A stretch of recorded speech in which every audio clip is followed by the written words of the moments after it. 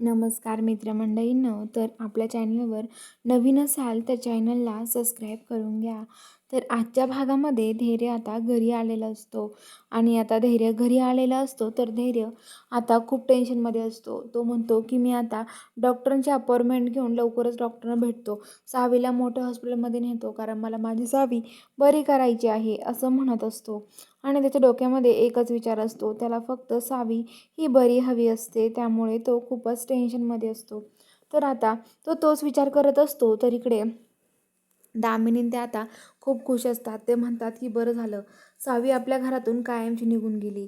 त्यांना खूपच आनंद झालेला असतो. तर आता इकडे धैर्य रूममध्ये जातो आणि तिथे तो उभा असतो. तर तेवढ्या तिथून खाली काचेचा ग्लास पडतो, कारण की अपशकुन घडणार आहे असं धैर्याला कळतं.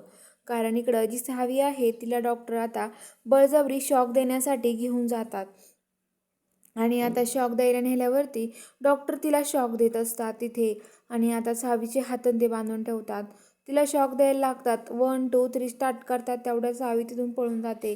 ती रोडनी पळत सुटते आणि आता ती एकहीच बघत नाही इकडे तिकडे, कारण की तिला तिथून खूप घाबरलेली असते. ती फक्त फ्रेंड फ्रेंड करत पळत असते. तर धैर्याला इकडे अपशकुन घडणारे वाटतं.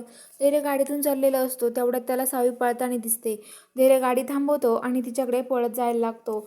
आणि आता धैर्य पळत जायला लागल्यावरती पुढून एक मोठा टेम्पो येतो. तो बघतच नाही, मोठा ट्रक. आणि तो ट्रक सावी तिकडून येत असते.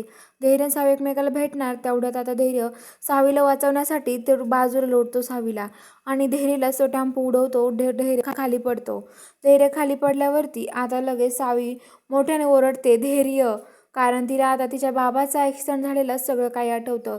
तर चला बघूया आता पुढील भागात नक्की काय ट्विस्ट असणार आहे. बघायला चॅनलला सबस्क्राईब करून घ्या.